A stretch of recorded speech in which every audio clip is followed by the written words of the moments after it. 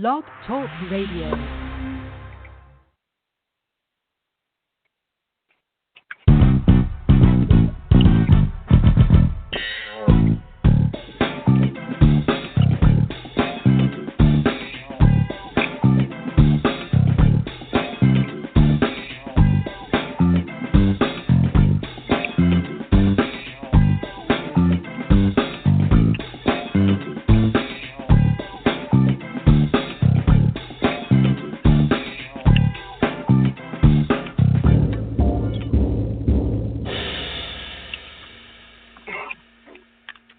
Today is Monday, July 9th, 2018, and this is Foxology. I am Silver Ray Fox, your host.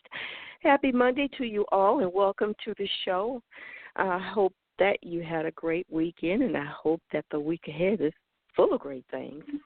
Try to stay cool. I know a lot of us across the country are trying to do that, but I mean that in more ways than one. Stay calm, stay collected, and by all means try to stay on track. You know, given the lives we all lead, that in itself can be a big challenge, especially with all the stuff going on outside of our lives. But, you know, you got to tell yourself through the daily chaos and craziness and people who try to go cray-cray on you, I shall not be moved. Yes, indeed. The minute you go off about it and start stressing, your time and effort and energy can get taken in so many unusual directions. So don't go there. Don't go where you really don't want to be. That's what I say. Stay on track if you can. Well, you know who is on track? Actress Faye, Yvette McQueen. She is one of my Facebook sister friends, and she is truly living out loud. You know, I watched some videos of her recently that came through my timeline while she was taking some stunt training, and all I could say is that Faye McQueen is a bad mama jammer. She had to learn some tough stuff, and one of them required that she be set on fire from head to toe. Ooh, that had to be really scary. She'll tell us about that. But she did that daring thing. Yes, she did. And she's staying on track and doing things that she knows will make her stronger and more competitive in the acting industry, and that's awesome. I certainly admire her for that. And just because she happens to think the timing is good, like right now, she decided to announce today that she's decided to get back into the dating game. Yes, Miss Faye is going to fill a major role in her life. She's doing some casting for that role right now. She's looking for love. When I saw that post, I was like, yeah, girl, tell him to come and get you. I feel you on that one. She used some classy language and assertiveness, and I said, listen, I got to reach out to her so she can come on the air and talk to me. I want to be a part of getting that word out. So welcome to the show today, Faye. It's great to have you. Why, thank you so much, and I love that intro. It's easy to say when people are doing stuff like you are, so I didn't make any of it up. You know that, right? Well, thank you. Yes, it was amazing doing that fire stunt head to toe. I have to tell you, I was nervous. I was scared, but I'm a better person for it now. Yeah, you're brave. I tell you, you know, you're embracing your career enough that you want to be able to do so many things, and I truly do think that's admirable. I said, you go, girl. I think they even said that on a post to you. That was pretty awesome. How did you get started in acting? How long ago did that start? Well, it was really interesting because my first love is dance, and what happened was I was in graduate school in Dallas, Texas in the early 80s, and I had a part-time job teaching and choreographing for American Drill Team School. And the woman who owned it, her name was Joyce Pennington. She knew quite a few influential people. So one of her friends was a filmmaker and did commercials. And he was looking for someone to do a commercial, an interstate battery commercial. And she told him about me. And that's how I got started. And the bug hit me from there. But I was always playing around. I wasn't serious about it until recently when I kind of hung up my dance shoes and closed my dance school and decided to go with my second love. Which has become your first love, it looks like, because you're off and auditioning and, you know, again, pursuing the things that you know are going to make you really, you know, competitive. I think it's really awesome. So did you take any type of formal training in acting itself once you got that opportunity? Well, what happened in the beginning, I was just doing background work and things like that because I wasn't very serious. And then once I moved back to New York in 2009, I decided, well, if I'm going to take this seriously, then I have to do what I have to do is put in the work. So I did. I took some improv classes. I took classes for film and TV. And I did some other classes, which was like scene work and how to interpret a script and things like that. And that really helped me a lot because before I was just playing around. And now I'm serious, and now I have the tools, and I'm actually doing more auditions now, and I'm booking more since I've done the training. Yeah, it can really make a world of difference. What is it that you feel is continues to inspire you? I mean, I know you're getting a really good feel for how this really goes. What inspires you in such a tough business? I read some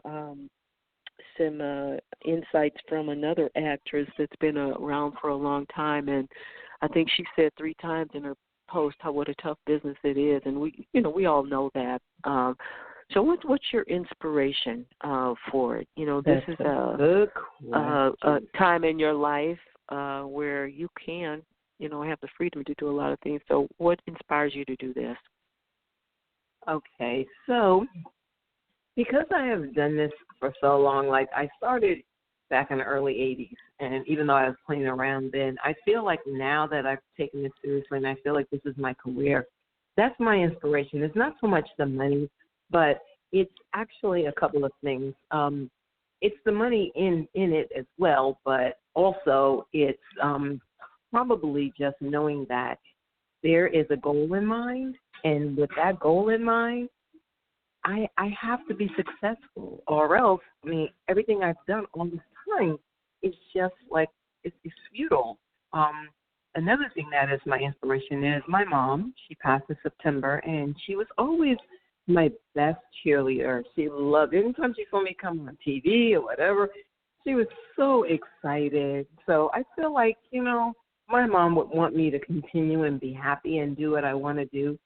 So that's another one of my inspirations. And the other one is the fact that I'm 57 and I don't look it, I don't feel it, and I want to keep going and going and going because, you are how you feel, and I feel like I'm 20. So I have a lot to prove.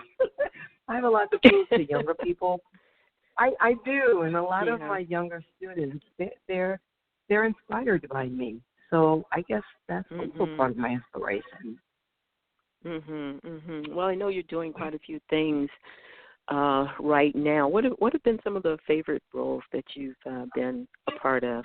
Wow. Okay, so the last one that I did, which was my very, very, very, very, very favorite, was with Alfre Woodard. Because it was in Luke Cage, and I played the correction officer, and they shanked me in jail. But the reason why that was like my best one, because if we fast forward, go back many, many, many years, I was in Atlanta, and Tyler Perry was doing a film called The Family That Prays, and I was called in to audition to be her body double, to drive in the car. And she took a long-distance drive across country with Kathy Bates. Well, I auditioned, and they figured I looked like her, had the same skin tone, big eyes, and all that. And then they were like, "Oh, you're too tall." Oh, my heart dropped because I was like, "Wait a minute, she's sitting in a car, and no one's going to see her height." So I ran home with my tail between my legs like a wounded puppy. I was so sad. Fast forward, many years later, here I am working side by side with Alfre Woodard. My dream has come full circle. And I told her about that. She told me, "Look where you are now. Dry up those tears because you are sitting right by me right now." So to me, that's really best awesome. role. Yeah. Yeah, that's awesome. That's awesome. What a nice story. What else is coming up that we can see you in right now? I know you've mentioned a couple of things, but I'd like for you to share it. Okay, well, the next one is called The Sinner, and it is a USA TV show, and it's going to be, actually, the season 2 of it is going to be airing on August 1st, and the executive director and producer is Justin Timberlake's wife, Jessica Biel, and I think it's Jennifer Biel or Jessica Biel. I think it's Jennifer Biel. I'm so sorry, but she is a wonderful actress. And they hired me, the center has hired me to be a recurring role. I play a character called Danelle, kind of stern, it's a commune kind of thing. And I'm the right-hand person to an actress named Carrie Coon, who was in The Post, came out a couple of months ago, that Steven Spielberg actually directed. And I was in that film as well, but I was a featured extra. And I was always looking at Carrie thinking, wow, look at her. I wish I could be where she is. And fast forward, look where I am. Right beside her, I tell you. I know. I have so many feelings like that. It's lining up for you. The stars are lining up for you, literally, aren't they? Yes, they are. Well, thank you, universe. Yeah. Well, I think that there are a lot of things that you're going to be looking forward to. It's you're in the right mindset and you're doing all the right things. How else could it go? But let's switch gears now, because this other thing really caught my attention today. I had hoped to talk to an individual. I think I had mentioned that to you regarding it, the same thing, but she had found love at 57 also, and it was truly the love of her life, and she had lost a lot of weight and all of that, and so she felt like all of the things were working for her in the universe as well, but it didn't shake out today. So when I saw it come through, and I mean, it was on my mind, and when I saw that, I said, I know this is supposed to happen. I know it, because this is just right in line with what I had in mind for today. So that's why I reached out to you, and I do want to thank you for how you stepped up to the plate and just said yes right away. I really didn't even mean today, Faye, but when you told me you were available, I thought, yeah, let's go ahead and do it. I roll like that too. So thank you very much. So let's talk about that. I actually printed out your post today, and if you don't mind, I'll probably go over some of the points that you mentioned. But you have put out the casting call for a major role in your own life. You're looking for love, and I love it. I love it. Did this all just happen this morning, or how long has this been on your mind? Yes, it did. It happened this morning. I kept saying to myself, so when are you going to get back into the dating game? I was taking care of my mom for a while. That was my buddy, my road dog. We did stuff together. We were going everywhere. I was concentrating on my career because I was changing from dance studio owner, performer, and dance school teacher in the public school system to now full-time actress. There was a lot of time spent on, honing in on a new craft and just take care of my mom. So I didn't have time. I tried off and on, but it just didn't work. I didn't have the time to dedicate. So I said this morning, I work hard. Things are starting to fall into place. I really need to open up myself now to date. I like to date. I really do, but I like to do it right. So I have not dated more than I have dated. Yeah, and that's why there's a long gap in between for me. So, it happened this morning, and I think I'm ready. And look what happened. You, me, we got together, so it was right. It was perfect timing. Yeah, for sure. Well, tell me something. What has the time off taught you? I know that you said that you were just too busy, but did you process any different information about like what you have your ideals changed since you last dated? Yes. So I consider myself to be in the meantime, and during that time, and Iyanla Vanzant has a book called In the Meantime. And I read her book years and years ago. And so I was okay being in the meantime, because when you're in the meantime, you learn a lot about yourself. Well, the one thing that I learned about myself is that I really have a lot of love to give, and I've never given it. And I also learned that I've never been in love before, and it's a good time to experience it later in life.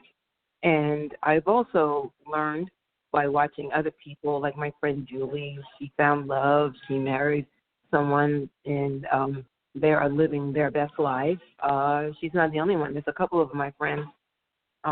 So watching them and knowing that it can happen for them later in life, I knew it could happen for me, but I also knew that they were ready and they have something to offer.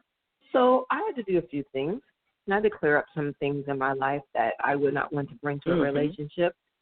I did all of that, you know, and it's time now. I mean, well, let's not say it's time. It's time when it's time. I have time now, and and I'm open. Yeah. Well, I think it's very interesting, and if you don't mind, I'd like to read your post because I think you're speaking for a lot of women in several ways. The age and stage in life where many of us have, in my case, not remarried, in your case, never married. But there are a lot of women who are still very vital and attractive and energetic and beautiful and ready for something. And you know, I know men kind of look and they think, well, what's the matter with you? Well, it really isn't. It isn't that something is the matter, other than you get to a point in life where you pretty much decisively know where you want to land in a relationship, and you just don't waste time with fantasy or time even dating people that you know it's not going to be a fit for you. You just don't do it.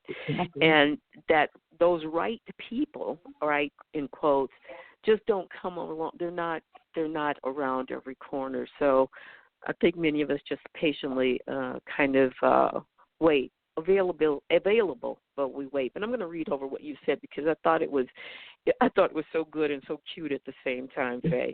You said I'm going to be 57, no children by choice, but I absolutely love children. Never been married by choice, but willing to consider it in the future, maybe.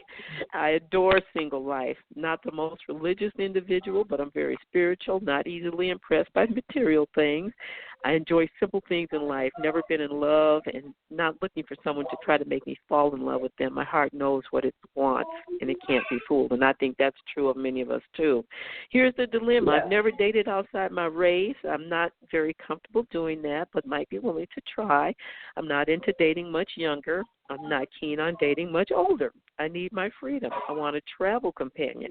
I want a sense of humor. I don't cook only for myself because I wasn't taught how to cook for others. I love to eat out, especially if it's healthy. I want a man who takes care of his body and his health. I want a man who is somewhat neat. I demand respect. I need a man who has enough money to afford the good things in life. I need a man who knows how to dress.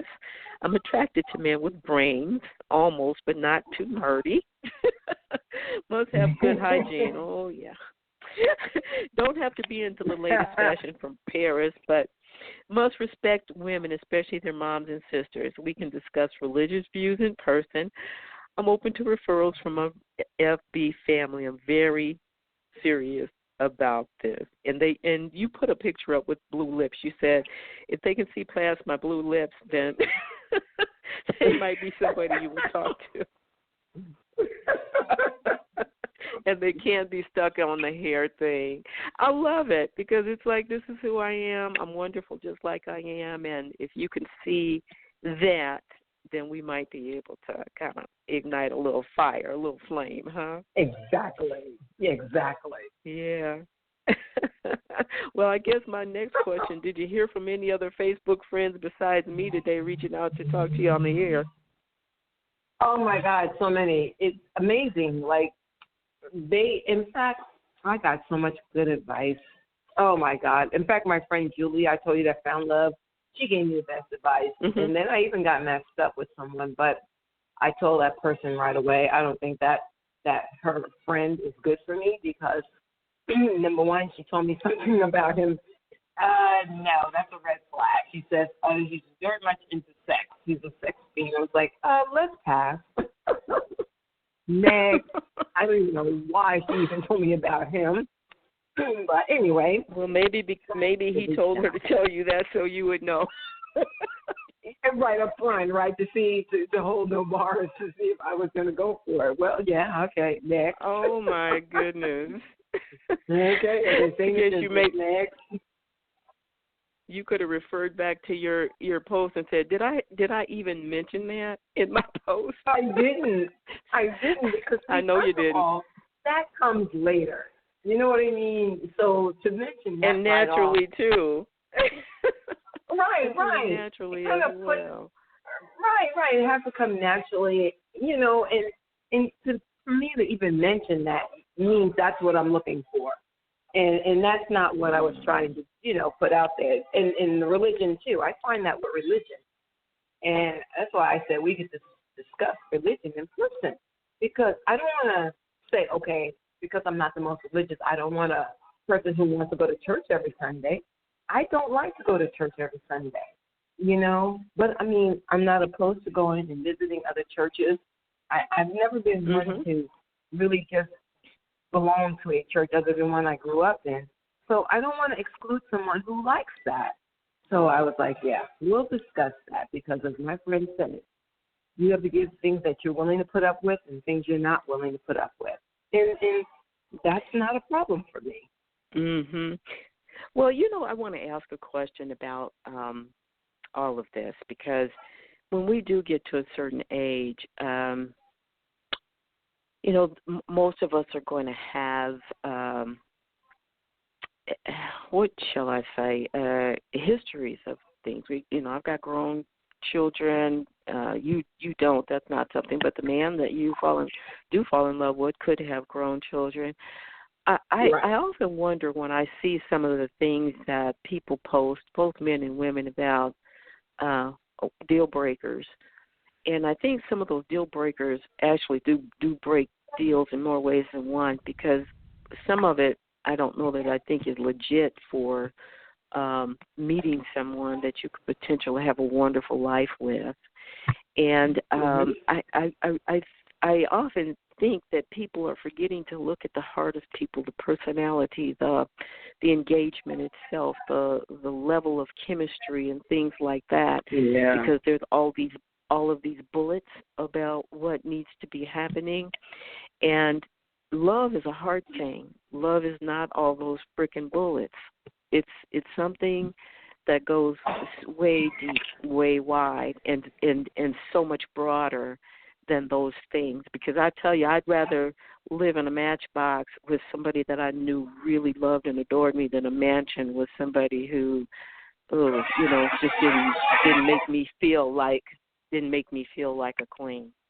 So I think that there's things that we really need to consider, because there is some real glory in falling in love with the right person. And I just really would hope that was one of the things I wanted to bring out in talking to you, that real love, it has a dimension and a quality that you'd scratch all those bullets off if you really did find it. What are your thoughts on that?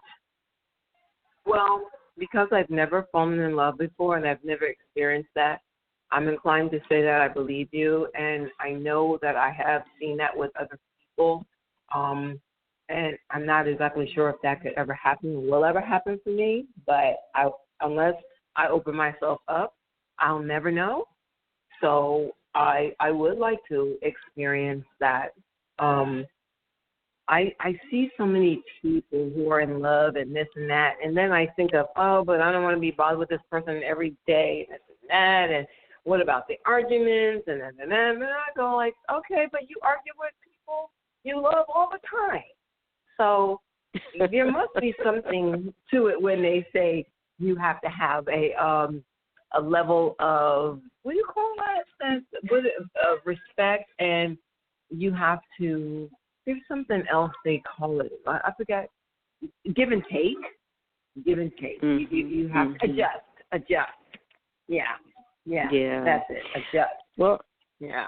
Well, I really do want to thank you for being on the show and being so transparent about it. The one thing that I would say is that they, and to any other person, male or female, looking for love, is don't miss the fact that you really need to have somebody you can trust to hold your heart in theirs and in their hands, because that is how so many things get so messed up and hearts get broken. And you need to recognize it for, kind of in the beginning, if that person you can trust them to hold your heart. So I have no doubt, I saw in your post you said I can't be fooled.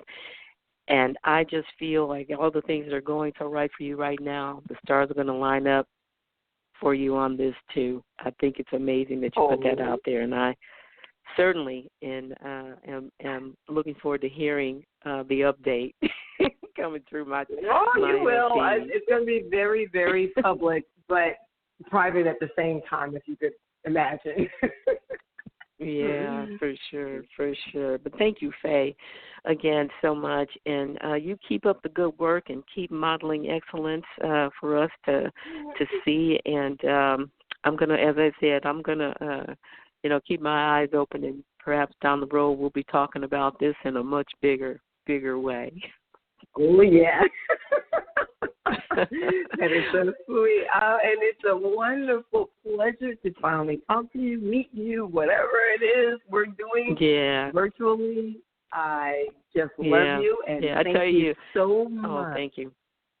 Oh, you are so very welcome. Thank you again for stepping up to the plate on such short notice. I appreciate you, sis. You enjoy the rest of your day, and I'll look forward to staying in touch via... Yes, right. You can't get rid of me. Okay. Take care. All right, take care. Thank you so much. And I want to thank all of you for hanging in there with me. Okay, bye-bye. I want to thank all of you, too, as well, for tuning in today. Wasn't that a fun and enlightening conversation for sure? Faye is a real special person. If you want to know more about her, I put the link on the radio page, and you can connect with her on Facebook as well to see all the amazing things she's doing. And I think she'll keep us all inspired by this looking for love thing. She's trying to fill a real special role in her life, and I sure do get it. Listen, tell your friends about Psychology. I am here usually every Monday, not every Monday, and sometimes I take a long break just because I want to and need to, since I produce my own show. But tell them about it and go through the menu of shows there, too. There's really a lot of great shows. I've had some really very special guests talk to me about a variety of things that somewhere in that menu I know you'll find something that's enlightening for you as well. In the meantime, I hope that you will enjoy your day. Be good, be blessed, be awesome.